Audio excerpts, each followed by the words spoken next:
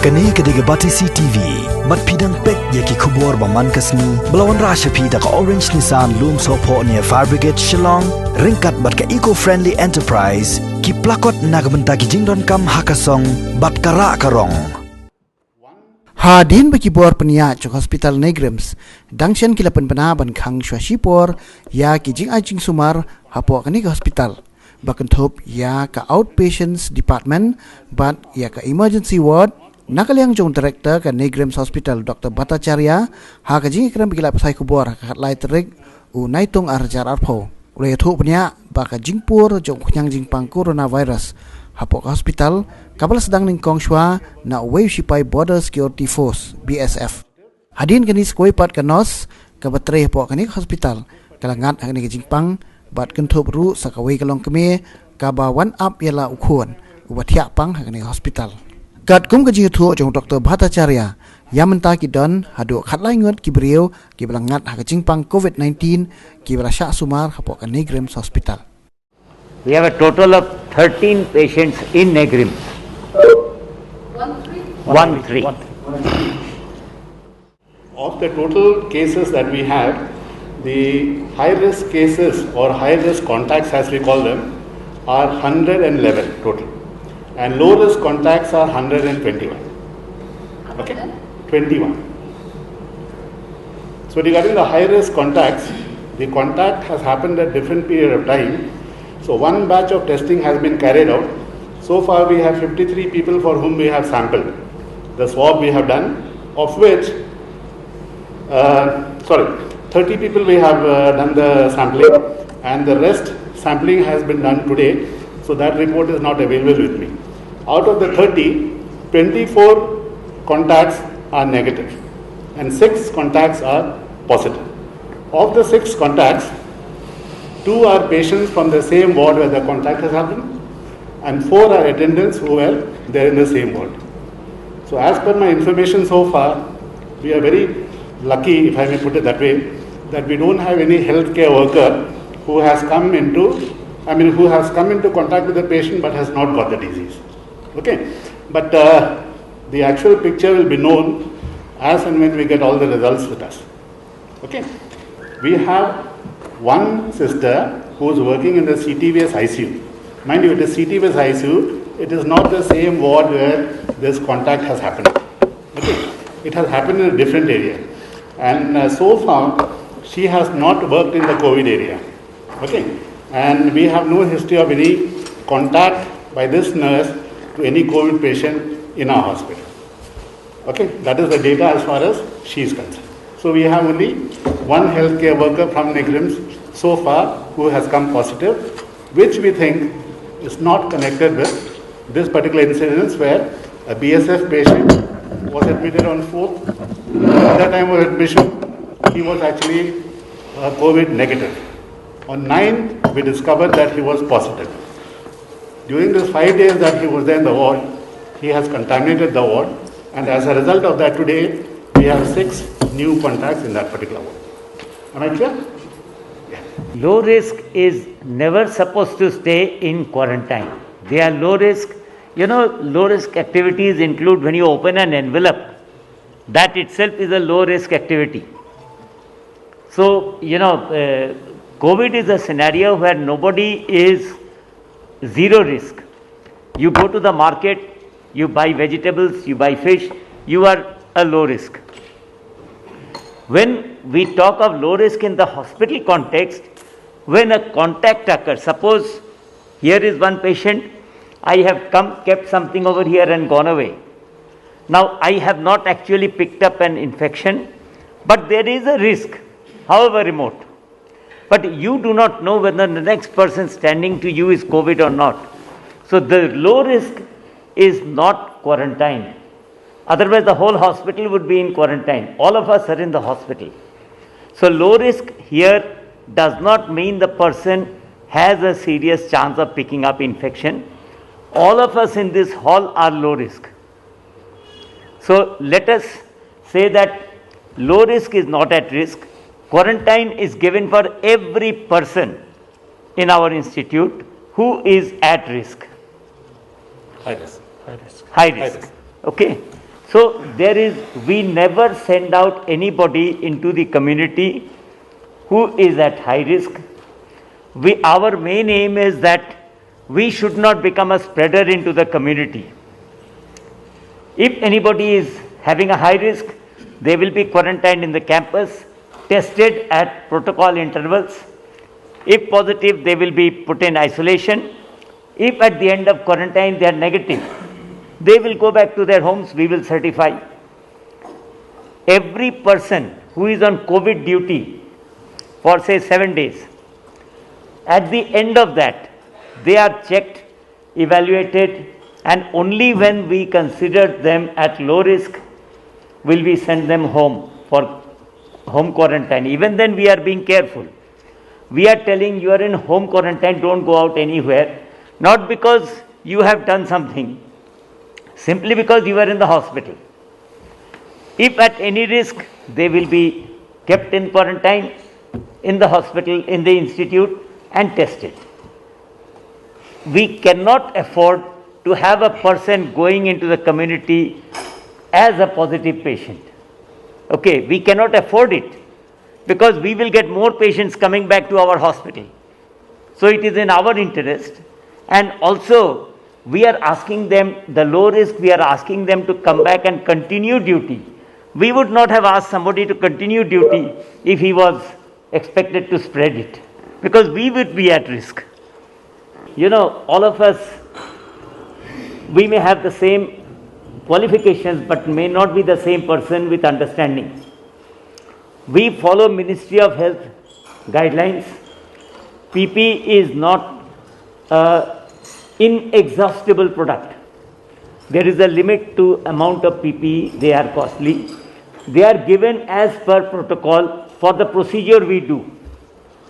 I am working in intensive care.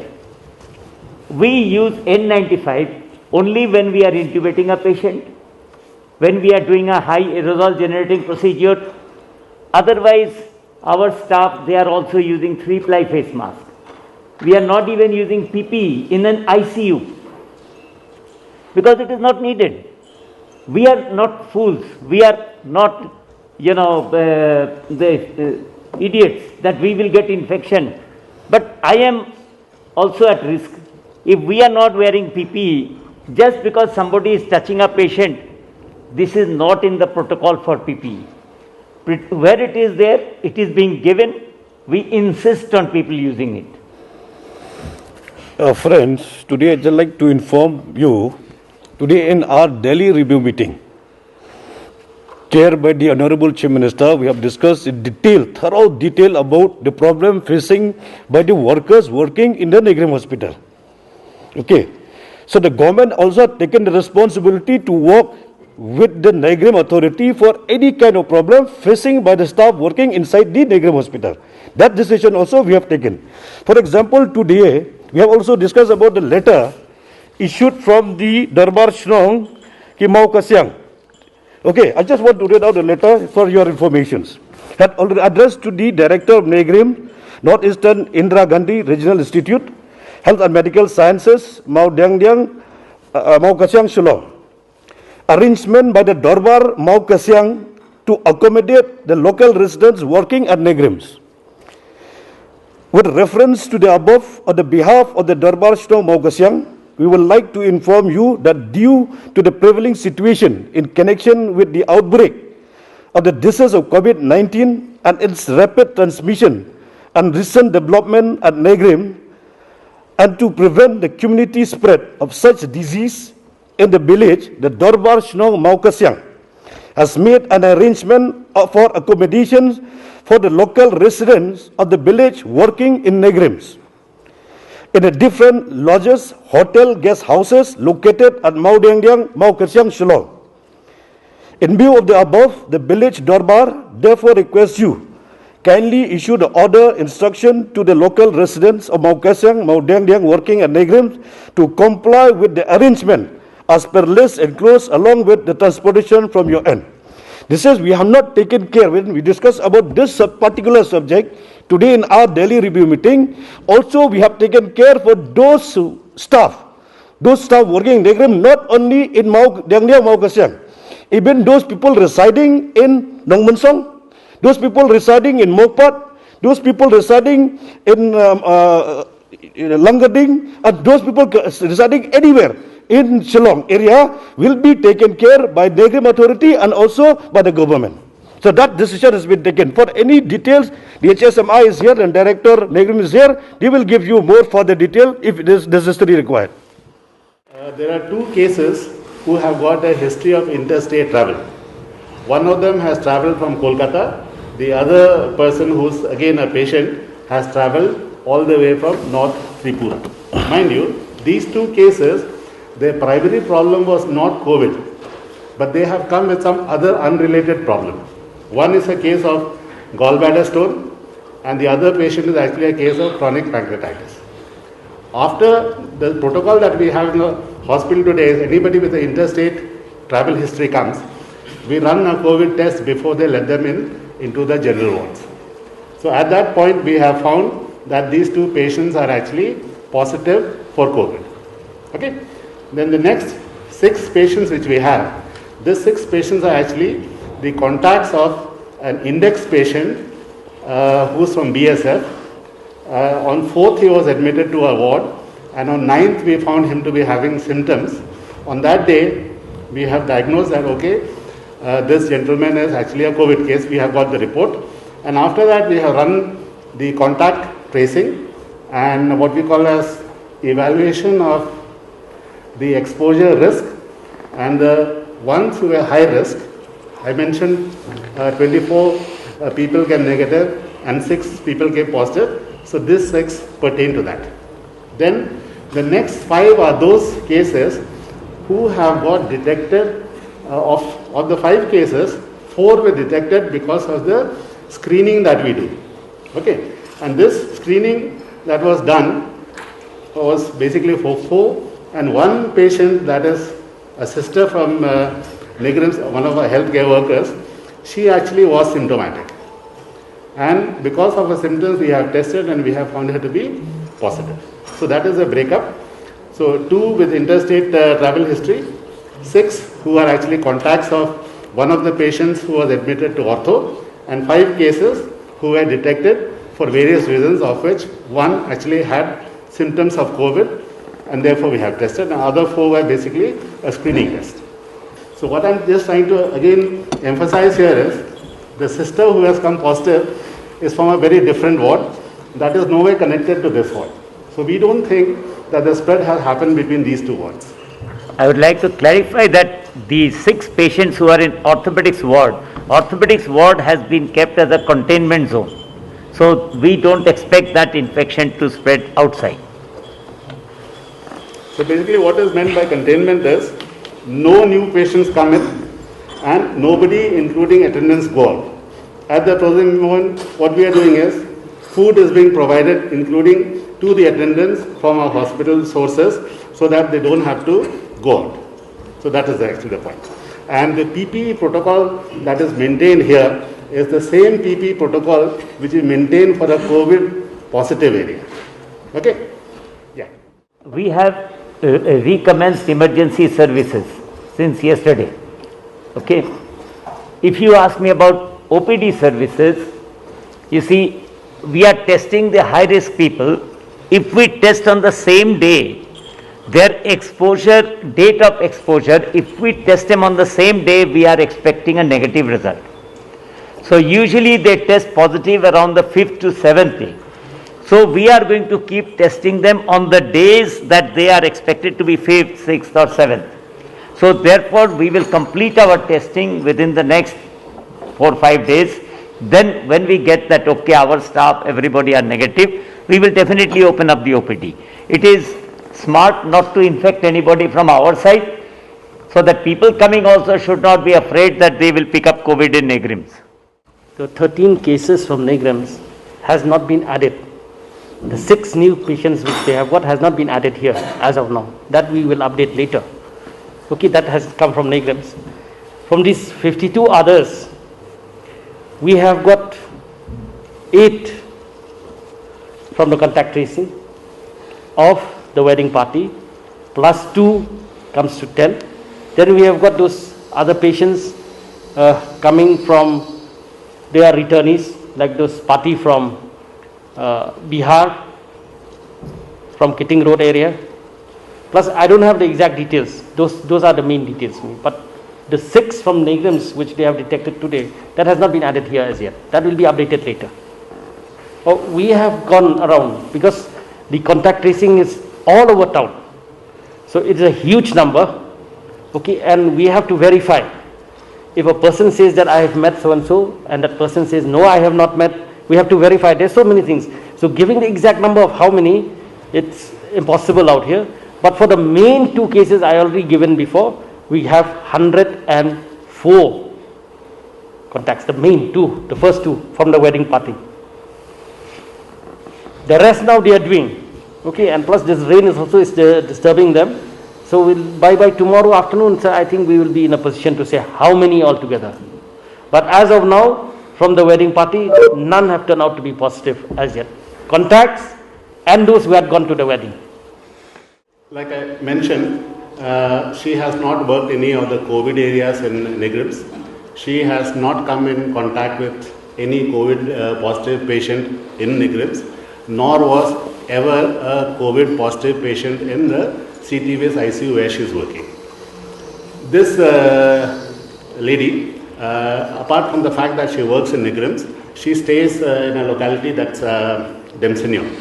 So there is a possibility that she may have picked up from there. I mean, there's no way I can say that she has not picked up from Neigrihms or she has picked up from outside. I think that remains to be seen as a part of contact tracing, because this is outside the precincts of our hospital.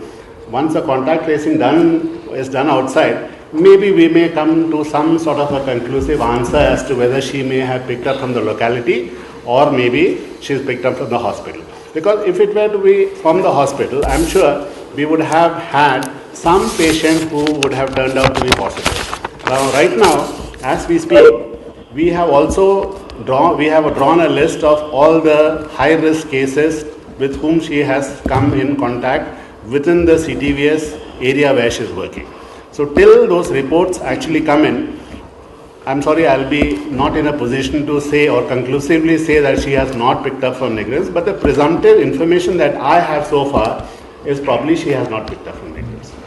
I would like to just add, as I said, when you go marketing, you can pick it up anywhere. So we must know that our day-to-day life, anywhere we can pick up. So it is nowhere we can conclusively say at this point of time, unless we find somebody specific who could have been the source. Otherwise, we cannot say. We can test 600 tests per day, and we are trying to increase that capacity. And I am talking only of RT-PCR. Rapid testing, we can do some more. But RT-PCR, we can do 600 plus. So that is there. It's a good number. We are running the test nearly round the clock.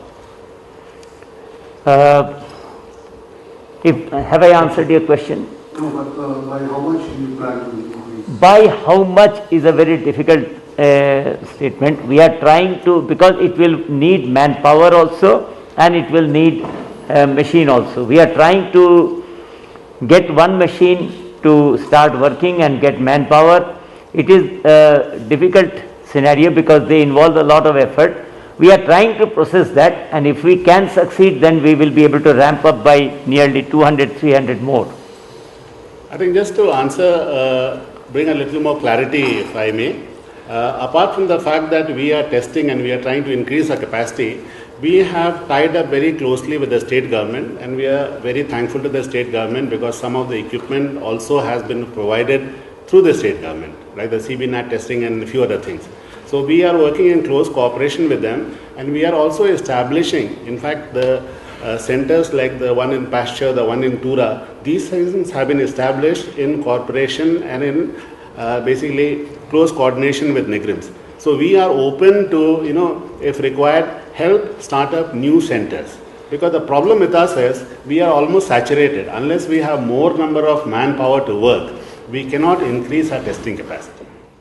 Dialysis patients, whether they are being accepted in Neigrihms, I can tell you that we never stopped accepting dialysis patients because they are a serious at-risk group whom if we do not dialyze, they will end up into respiratory failure and go to ICU. And ICU means they would mostly come to us. So we have not stopped dialysis at any point of time. So we would like you to tell the public at large that they should not go by hearsay. Dialysis is continuing and they are welcome. We have seen that there is a lot of resentment from the localities, from all the areas surrounding Neigrihms, wherein they have expressed that all the people working in Neigrihms are not to enter their localities after they have finished their duty from the hospital. Now, these are our own health workers.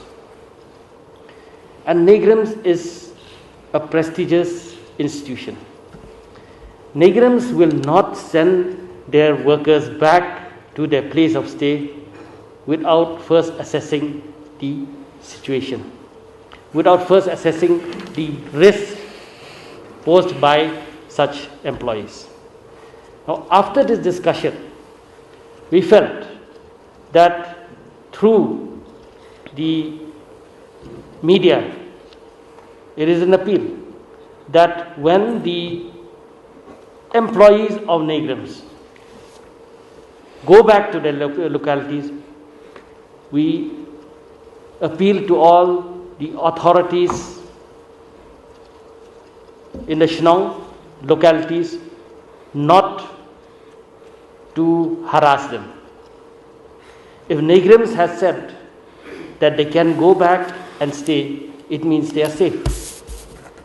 And if you have this type of stigma posed on these employees who are healthcare providers, then then what is going to happen to the hospital proper? This hospital is providing service. Same likewise like civil hospital, Ganesh Das is providing service. It is not only COVID. There are so many other diseases also. So our appeal was this to Neigrihms, that when you send the employees back, you have already made sure that they are safe. They said yes, they are very safe. On top of that also they said that for each and every employee, they are giving a certificate showing that he or she is safe. So based on this, there is no cause to disturb such employees. Neigrihms is a responsible institution. Wherever it is needed that they be quarantined, the employees, they are doing so. Likewise, other hospitals also, they are doing the same thing. So we would like to appeal to all the Shnong, especially the house owners, that don't glorify COVID. Don't make COVID something which is terrifying. Don't terrify people with COVID. In fact, we are the ones who should terrify COVID now. And that by showing your kind-heartedness, your big heart, and your cooperation with all the health workers. Because this particular virus is coming. There is no doubt about it. And how we tackle it now, from now on, we have to have a new thinking on this. And this, I think, will become a policy matter later, that we first honor and give the full respect to all the frontline workers, right from the police people, health workers, volunteers, so many people, the Shnong. We give that due respect and we ask them that stigmatization of anybody can be done away with if we first look at ourselves and treat ourselves as asymptomatic, positive patient, then that fear will go. Because if once we think that we are asymptomatic, positive patients, we will be prepared to protect others and to protect ourselves from others. And we have to go on living, we have to go on continuing with the economy and get rid of this fear of COVID. This is my appeal, that please do not stigmatize the employees of health department, be it Neigrihms or anybody. Once we send them home, it means they are safe. That we can catch this infection. It is not me hospital. I think hospital will be the safest place as of now. We have got one positive patient. Had it been in the marketplace as it was in Neigrihms, then if it is not a safe place, then we would have got all the patients been infected there. But they have been able to contain, and we have to respect that, and we have to respect our workers coming from all the different hospitals. And through the media, we can only appeal to all that the first number one thing is this: give the respect to the health workers, give the respect to the frontline workers, especially the police also.